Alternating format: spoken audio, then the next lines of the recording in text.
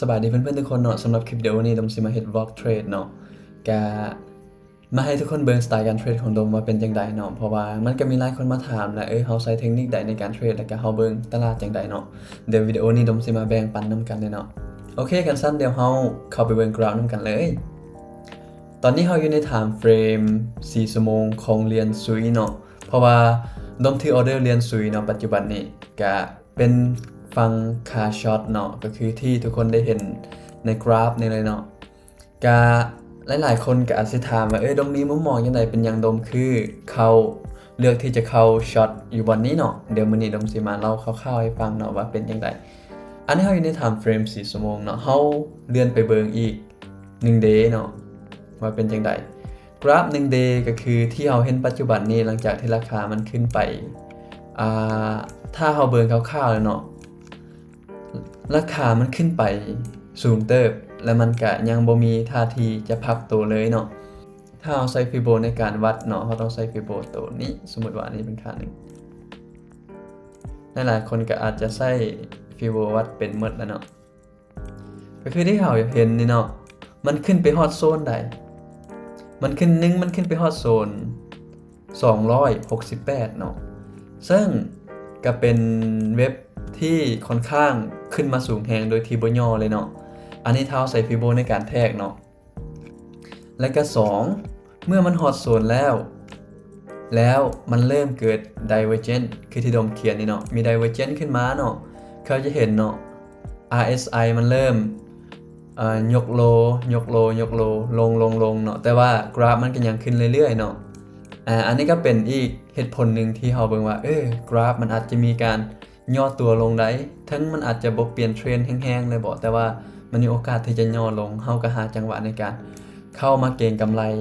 ในบอนนี้เนาะแต่ก่อนอื่นหมดเฮาก็ต้องมาเบิ่งไอ้ใหญ่ของเฮาว่าเป็นจังได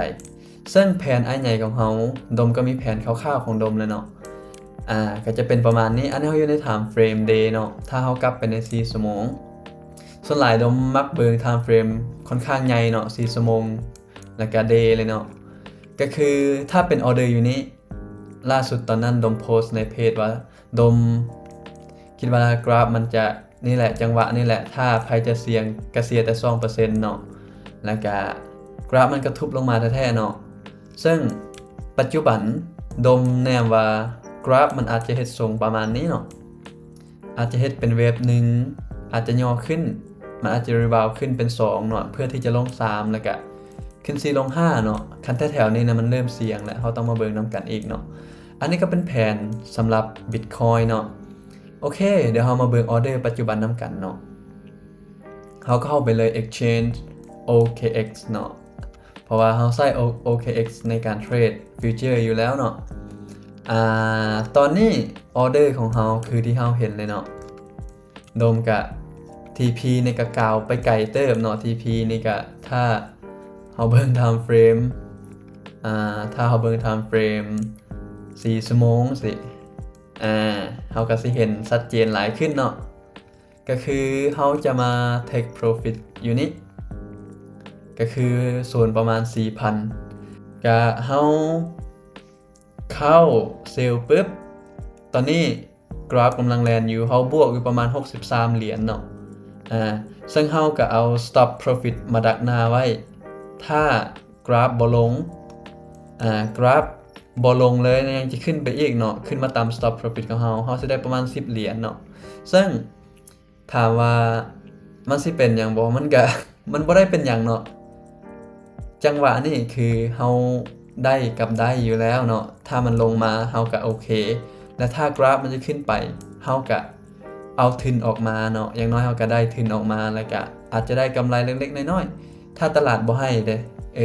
ตลาดให้สำใดเราก็เอาสำนั้นอันนั้นคือสไตล์ที่ดมเทรดเนาะเราเป็นเพียงนักลงทุนนักเทรดย่อยๆเนาะเข้ามาในตลาดเนาะเราต้อง follow ตลาดแล้วก็เคารพตลาดเนาะค่อยๆไปกับมัน